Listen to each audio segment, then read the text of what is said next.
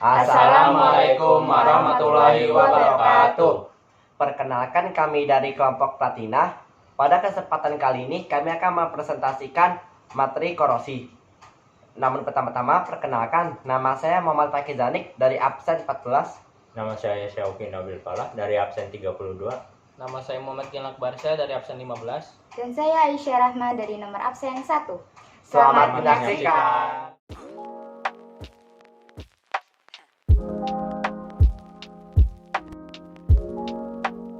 Pengertian korosi. Korosi adalah reaksi redoks antara suatu logam dengan berbagai zat di lingkungan yang menghasilkan senyawa-senyawa yang berbeda fisik, mekanis, dan kimiawi. Korosi dalam kehidupan sehari-hari disebut perkaratan. Contoh korosi yang paling lazim adalah perkaratan besi. Proses korosi. Proses terjadinya korosi merupakan proses elektrokimia. Elektrokimia adalah proses terjadinya reaksi redoks, reduksi oksidasi secara spontan. Contohnya, korosi pada besi akan membentuk oksida besi Fe2O3 dengan H2O. Besi akan teroksidasi oleh oksigen dari udara dan akan membentuk korosi. Bersama reaksi yang berlangsung adalah sebagai berikut, di mana besi atau Fe bertindak sebagai anoda hingga reaksi Fe sama dengan Fe2+ tambah 2 emin dengan potensial sel sebesar positif 0,44 volt, dan katoda dan oksigen sebagai katoda dengan reaksi O2 ditambah 2H2O tambah 4 emin menjadi 4 OH- dengan potensial sel sebesar positif 0,40, sehingga menghasilkan reaksi 2Fe tambah O2 tambah 2H2O menjadi 2Fe3+ tambah 4 OH- dengan potensial sel sebesar 0,84 volt. Ion Fe2+ tersebut kemudian akan mengalami oksidasi lebih lanjut dengan reaksi 4Fe2+ ditambah O2 ditambah 4 plus 2N H2O menjadi 2Fe2O3 N H2O tambah 8H+. Berdasarkan nilai potensial reaksinya, besi merupakan logam yang mudah mengalami korosi. Logam-logam lain yang mempunyai nilai potensial elektron lebih besar dari 0,4 volt akan sulit mengalami korosi, sebab dengan potensial tersebut akan menghasilkan potensial sel reaksi kurang dari 0 atau negatif. Ketika kontak dengan oksigen udara, logam-logam perak, platina, dan emas mempunyai potensial elektron lebih besar dari 0,4 volt sehingga sulit mengalami korosi. Faktor penyebab korosi. Yang pertama, ada air dan kelembapan udara. Air merupakan faktor penting untuk berlangsungnya korosi, dan kelembapan udara banyak mengandung uap air yang dapat mempercepat korosi. Yang kedua adalah elektrolit. Elektrolit merupakan media baik untuk menghantar muatan, mengakibatkan oksigen mengikat elektron di udara. Contohnya adalah air hujan dan air garam. Yang ketiga adalah permukaan logam yang tidak rata. Hal ini akan membuat kutub-kutub yang berperan sebagai katoda dan anoda. Apabila permukaannya rata dan licin, maka kutub-kutub tersebut akan sulit untuk terbuat. Yang keempat adalah terbentuknya sel elektrokimia. Bila dua logam yang berbeda potensial bersinggungan dengan air atau lembab, dapat membuat sel elektrokimia secara langsung, serta akan mengalami reaksi oksidasi dengan oksigen udara, dengan potensial yang lebih rendah mengalami korosi lebih cepat daripada potensial yang lebih tinggi yang akan lebih awet. Selanjutnya kita akan membahas mengenai jenis korosi pada single metallurgy atau satu jenis logam. Yang pertama yaitu ada satu korosi umum. Korosi ini terjadi pada permukaan logam yang sering kita jumpai yang menyebabkan logam berubah warna menjadi kecoklatan seperti halnya gambar yang di samping. Biasanya peralatan yang ada sudah didesain sedemikian rupa untuk mengantisipasi terjadinya korosi ini dengan cara menambah ekstra ketebalan yang dibuat oleh desain engineer untuk mengatasi kondisi tersebut atau disebut sebagai corrosion allowance. Selanjutnya yang kedua, yaitu korosi lokal atau pitting.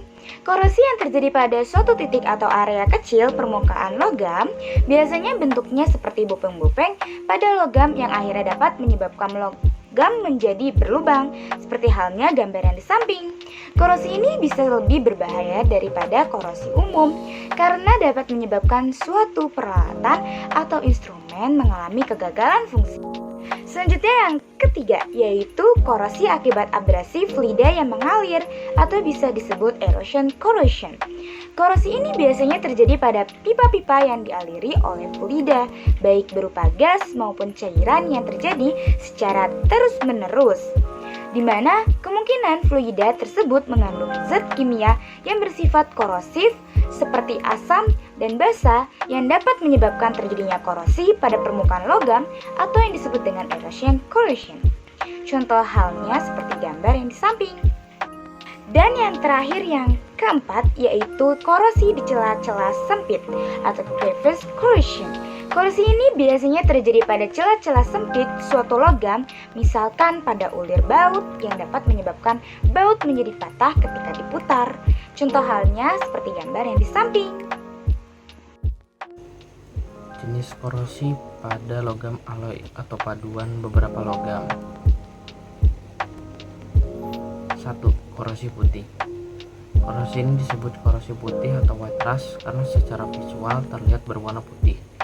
White rust biasanya terjadi pada perpaduan logam yang mengandung seng atau zinc yang terkena zat bersifat alkali atau basa seperti hidrogen dan oksigen, sehingga membentuk seng hidroksida yang terlihat seperti jamur-jamur putih. 2. Korosi galvanik. Korosi galvanik timbul pada dua logam yang dipadukan, di mana dua logam tersebut memiliki deret galvanik yang berbeda. Deret galvanik adalah tingkat kemudahan suatu logam mengalami terjadinya korosi. Berikutnya, cara mencegah korosi. Untuk mencegah proses korosi, yang perlu dilakukan yaitu mencegah pertemuan logam dengan udara dan air. Kemudian, paksa juga logam untuk mengalami reduksi. Cara-cara yang dapat kita lakukan untuk mencegah korosi diantaranya: 1. Mengontrol atmosfer. Dapat dilakukan dengan membuat lingkungan udara bebas dari oksigen dengan mengalirkan gas CO2 atau karbon dioksida. 2. Perlindungan katodik. Dilakukan dengan cara menghubungkan logam yang akan dilindungi dengan logam lain yang mempunyai potensial elektrod yang sangat rendah, biasanya Mg atau magnesium. Ketika terjadi oksidasi, logam yang dilindungi akan segera menarik elektron dari logam pelindung, sehingga oksidasi akan berlangsung pada logam pelindung tersebut. Oleh karena logam pelindung teroksidasi, maka lama-kelamaan dapat habis dan harus selalu diganti dengan yang baru secara periodik. 3. Melapisi logam atau coating. Cara ini untuk mencegah logam bersinggungan dengan lingkungan di sekitarnya. Cara ini dapat dilakukan dengan: A. Melakukan pengecetan. Lapisan cat mencegah kontak langsung logam dengan oksigen dan air. Hanya jika cat tergores atau terkelupas, maka korosi mulai terjadi dan dapat menyebar di bawah cat yang masih utuh.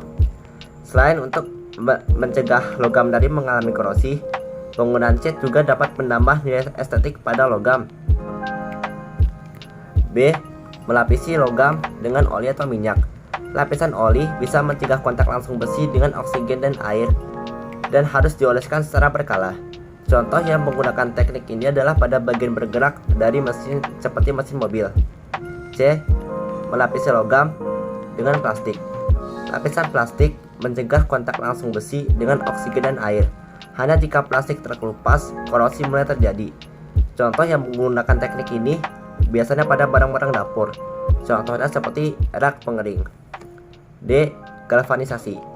Galvanisasi yaitu melapisi logam dengan seng. Lapisan seng atau Zn dapat mencegah kontak langsung logam dengan oksigen dan air. Di samping itu, Zn yang teroksidasi menjadi ZnOH2 dapat bereaksi lebih lanjut dengan CO2 di udara, membentuk lapisan oksida ZnOH2 ZnCO3 yang sangat kuat. Apabila lapisan Zn tergores, Zn masih dapat melindungi besi karena Zn memiliki potensial sel sebanyak negatif 0,76 volt. Lebih mudah teroksidasi dibandingkan Fe yang memiliki potensial sel sebesar min 0,44 volt. Electroplating. Electroplating adalah pelapisan logam dengan logam lain menggunakan metode elektrolisis.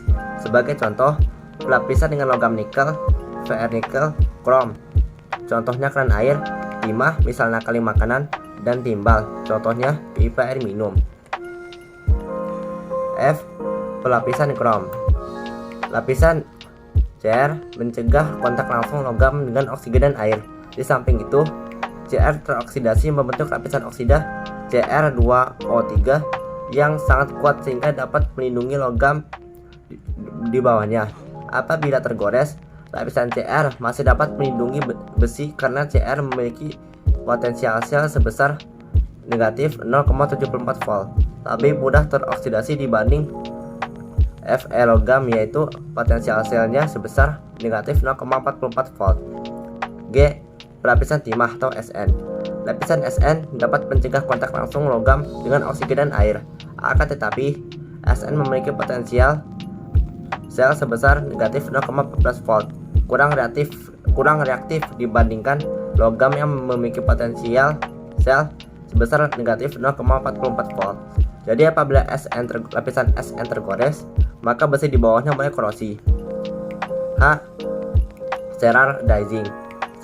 Sterard dicing adalah mereaksikan logam dengan asam fosfat sehingga permukaan logam tertutup dengan fosfat Fe3PO42.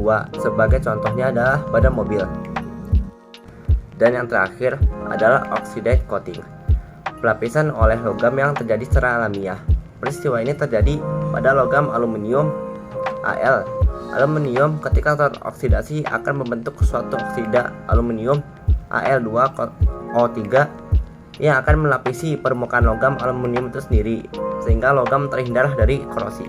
Sekian presentasi dari kelompok kami. Semoga materi yang kami sampaikan dapat dipahami dan bermanfaat. Billahi taufiq wal hidayah. Wassalamualaikum Waalaikumsalam warahmatullahi wabarakatuh.